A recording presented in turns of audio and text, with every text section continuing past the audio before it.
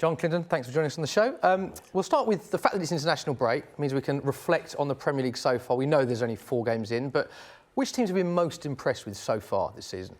I'd say probably Crystal Palace have been impressive, but in particular Leicester. I think Leicester, I tipped them at the start of the season. I thought they're the team that could break into the top 6.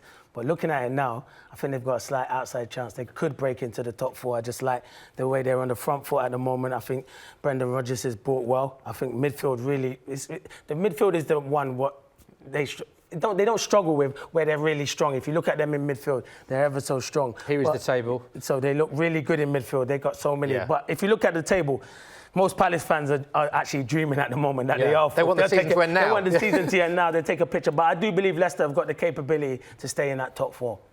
John, looking at that, Liverpool, the only team with maximum points after 4 games. Does that surprise you? No, not really, because I think they're such a great team. I think Mane's come back flying, got himself a couple of goals already. I think Firmino, Salah, Mane. Yeah, I listen to the lads speak when they're on television, and they tell me they're not defending great. They need to tighten up slightly. I think they're enabling teams opportunities against them. Norwich went there on the opening night of the season, created a lot of chances, which is unlike Liverpool at Anfield. They're normally a lot tighter, but you can't argue with 4 wins out of 4. And you look at their next 5 games, I think there's Newcastle in there, Sheffield United in there, so they're just roller coasting along. Maybe when they go to Napoli now in the Champions League qualifiers in the group stages, then against the top teams around Europe, they're going to have to defend better. Yeah. But, in the next sort of 3 or 4 weeks, I can't see Liverpool slipping up, certainly in the league. They're just, as I said, they're just overpowering teams. They've got so much in every area. Liverpool came so close last season, 1 point separating Man City and Liverpool. Of course, champions of Europe as well, great in the Champions League. Do you think they've got even better this season? Have they improved? Because they didn't strengthen massively comparative to other teams. But do you see an even better Liverpool than last season?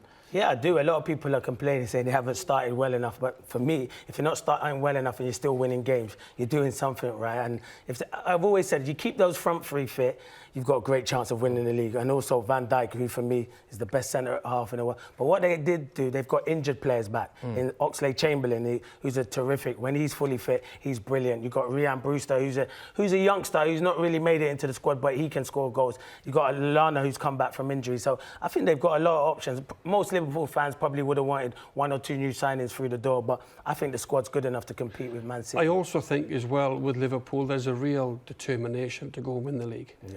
It's been too long. They've come close. Second under Brendan Rodgers, second again last season. They lost 1 game last season, that was to the champions in the league. So I think they're almost riding the crest of a wave now. And I think complacency, that's the one thing Jurgen Klopp doesn't want to sink in. But look at the players they have, Robertson at left back, he gets up and down that line, he creates opportunity. Trent Alexander-Arnold on the right, Van Dijk in the middle, he marauds forward, he heads it in both boxes. As I said earlier on, they've got a lot of wonderful players, but the way that they go about it as well, I'm not surprised they don't put 6, 7 on teams every week, because they're capable of scoring loads of goals. Definitely. I hope they do go on and win it. I do believe it's between Liverpool and Man City. Already, you think it's a 2-horse race? Yeah, I actually think it's a 2-horse race. I think them 2 are the 2 outstanding teams with 2 of the best managers in world football. They're brilliant. I would have loved to have played for 2 managers like that, but I think Man City are coming onto a different... I think Man City are even better this season than they were last season. They're so strong. I think the biggest blow for Man City at the moment is losing Laporte. I think they could struggle now. Who plays centre-half? John Stones will come back from injury. They could even play Fernandinho at the back, which they did on the weekend when Laporte got injured. So I think that's a big blow, but going forward, they look outstanding. You look at Raheem Sterling. He's took his game to another level now, and he for me, he's world-class at the moment, and he can only get better under Pep Guardiola. But them 2 teams, I love watching them. John, we talk about Liverpool asking if they've improved. Do you think, going on from what Clinton was saying there, do you think Man City have improved from last season? It's tough to say improving on a treble or a domestic quadruple, as Pep called it, with the Community Shield as well. But do you think they've got even stronger? Because they have bought wisely again. They always seem to invest wisely under Pep Guardiola. Yeah, I like Rodri. I think Fernandinho might not play, but I like Rodri. I think he can slot in there. I think De Bruyne is absolutely world class. He's right on top of his game. The goals he scores, the goals he makes. Aguero is the top goal scorer in the league at the minute. He'll continue to score goals. And why wouldn't you score goals when you're a top class goal scorer like he is, and you're getting 4 or 5 chances every game with the likes of Sterling, who's also improved on his goal scoring as well. He's a lot better finisher now. I still think the team who finishes above Man City will win the league. That's how strongly and how highly I like Man City. They're a great team. You make a great point, though. You make a good De Bruyne. Magnificent. We're both ex-strikers here. You don't have to move in the box. He'll pick you out. You'd love to play with. He just gets half a yard and he whips the ball into the danger area. All you have to do, Aguero and Sterling, Bernardo, make your run because he'll find you. And he was injured for last part of it last season. He's come back. He looks fit and flying. Wonderful player. They've got loads. He takes him to another level. I think was it against Spurs he was missing last year in the Champions League? I'm not sure if he played in that. You know the game where Spurs went and won the VAR last minute. I think he was injured. But he's such a big man. He's such a huge loss for them. Because everything goes through him. What about when he came on in the FA Cup final against Watford? If you're Watford, you're thinking, oh my God, anybody apart from De Bruyne, you know. But you know, a lot goes through him. A lot of Aguero's goals and his work rate is terrific as well. You know, and I think Pep Guardiola's got them all working. Definitely. Even Aguero's getting beyond the halfway line now. Not so much coming all the way back, but just getting in a position as a forward. You come this side of the halfway line, so you can just get a little toe. And then they break so quickly, don't they? So I don't think Aguero's role is to particularly run back 40, 50 yards and chase the right winger almost back to the right back spot. But just get yourself in that position where you can just potentially get a little nick and then Man City's break on you. I can tell by looking at your body language, Clinton, how much you'd have loved to play with Kevin De Bruyne, how much you were smiling through that. So I think we all agree Man City and Liverpool some great starts for them. But if we look at the race for the top 4, there's a lot of similar traits to how this finished last season with so many of the teams, Man United, Spurs, Chelsea, Arsenal, all dropping points. Just some of the results this season. Spurs losing at home to Newcastle, Man United losing at home to Palace, Chelsea drawing at home to Sheffield United, Arsenal lost to Liverpool, of course. Are you surprised that how many points have been dropped by these teams so early on? Yeah, I am surprised because you don't want to drop points early on in the season, especially when Liverpool and Man City were so far ahead last season. You want to stay on their coattails but it's not happening at the moment. The gap's widened The gap has widened, and it's just because those two teams, as we keep elaborating to them, they're miles ahead of the others at the moment. The others will close the gap, but at the moment you have to start the season on the front foot and getting 3 points. Now Liverpool are building a gap, Man City are up there, and I just think them two will run away. And it is surprising. I think the stuff that's happened at Tottenham with the players hasn't helped Tottenham, because I think Tottenham might have closed the gap, but now Pochettino's happy that the window's shut. He keeps his best players like Eriksen, Vertonghen and stuff like that. It's big because Tottenham have got some great attacking players. Do you think it did unsettle them? There was quotes from Mauricio Pochettino before the window shut, the week before, saying the squad may have been unsettled due to the rumours. Do you think now that the transfer window has shut in Europe and he has kept those players, that you will see Tottenham push on a little bit now? Yeah, it could unsettle them. Listen, Eriksen's one of Tottenham's better players. Without a shadow of doubt, he's one of the best midfielders in the Premier League. When you know, if I'm at Tottenham Hotspur and Eriksen's coming in every day and you know he wants to leave, it can be unsettling. You look at your player, Joe would be in change rooms, where you look at a player and you think, he doesn't even want to be in it with us. Everyone knows players want to move and go to a better level. I totally get that. If Real Madrid or Barcelona or PSG, I think they were the 3 teams he probably would have gone to let Tottenham come in for him. Then so be it, you have the blessing, but stay and try to fight. And I think everyone's happy now that he has stayed, because you see, without him in the team, Tottenham are a different team. Do you agree with that, John? That you going on from what Clinton said there, had players in your playing career that if you know someone wants to leave, can that unsettle a changing room?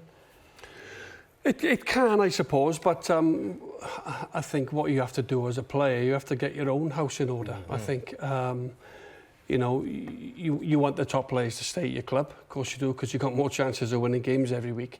I think Spurs will be thereabouts. I think top 4.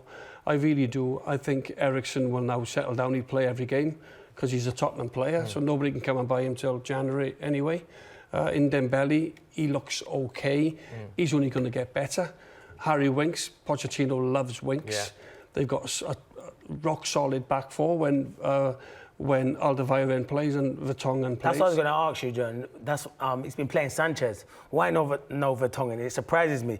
Listen, there's nothing, I like Sanchez. I think he's good, but Vertonghen and Alderweireld, they're one of the best partnerships in the Premier League when they play together. When it's they play, strange. well, they had the best defensive record in 3 out of the last 4 Premier League seasons. I listened to Tim Sherwood speak last night. I'm not too sure either that, you know, I'm in the favour of chopping and changing all the time. Now, I know, you know, I always felt if you played and you won, then keep the same team. Well, why change it? I think there's too much emphasis on changing the full-backs, or if you've got a big squad, make sure you use your squad. I always felt if you win, and look at Man United's team when they were successful, the team never changed. You can name that midfield 4, the back 4 and the front 2. It was either York or Cole or Sheringham or Van Nistelrooy or whoever it was. It hardly ever changed. But I do think managers now chop and change too much, and players like momentum. If you've won, in particular as a centre forward, if you've scored, you don't rest. Nah, you don't need a rest. You don't want to rest. Agree. No rest. You don't do a lot of training in terms of, you know, hard work. You get through that in pre-season, but you mainly just taking over, keeping yourself sharp and things like that. So I think I'm going back to the point that you know, Sanchez or Vertonghen. I just think get your back 4 and barring injuries, play them. They keep a clean sheet. And they win. Players like to play. Players don't want to rest unless, of course, you've got a knock. So we've seen many of the top 6 dropping points already. Are there any teams, with that said, that you think may really threaten the top 6? The likes of Wolves, the likes of Leicester, Everton, West Ham. Few teams have been touted. Wolves, of course, finishing in 7th last season, but they're in the Europa League this season. They'll have a lot of games on a Thursday night. Do you expect that to affect their league form? Yeah, that could be a big problem for Wolves in the Europa League. They've done ever so well to qualify. A lot of onus is on Jimenez, who I think is a brilliant striker, but I've watched him. He's played a lot of football as well so far. He played international football. Mexico, they got to the final and won it, and then he's come back and he's played in the Europa League. And Thursday, Sunday is very hard work for a professional, and in particular a striker. He's playing week in, week out. So they could struggle. They brought in good players though. Catrone is a good striker. He could come in and make a difference, so they can rotate there. So it will have an effect on Wolves, but I think Wolves have got a really good manager in Nuno, and I think he'll get the best out of it. They'll finish in the top 10, but Leicester, for me, is a team that will sneak in. Leicester are the most likely to push. Definitely. I love the way, a lot of people question Brendan Rodgers, but you can't question him. The way they're playing out from the back, they've been brilliant, and I like the players that they've got, in particular Maddison, Tielemans. Them 2 players, I'll pay to go and watch them 2 players. They excite me every time I see. And Vardy, his goals on the weekend. Jamie Vardy is brilliant. For me personally, he retired too early for international football. He should be in that England squad. The goals, he threatens people. Defenders don't like playing against pace. He runs in behind. So they're a good team. Tielemans and Maddison now, what they're doing, you know, pulling the strings, playing them nice threaded balls through to him. And when you've got someone like Vardy, he runs along the line and he just sort of darts in, doesn't he? His timing of his runs is outstanding. And when you've got 2 technically gifted players like Maddison, and of course, you know, they've secured Tielemans on a long-term deal, cost them 40 million, but in today's market, that's a snip. It's a snip. Like that. That's what I'm saying. That's why I mentioned 40 million. You know, what can Man United do with him right now? He's different to a Mata, isn't he? Yeah, of course. You look at Mata, he tries to get on the ball a little bit weak, gets pushed off it. He's got technically great ability, Mata. Great career, been at Chelsea, United.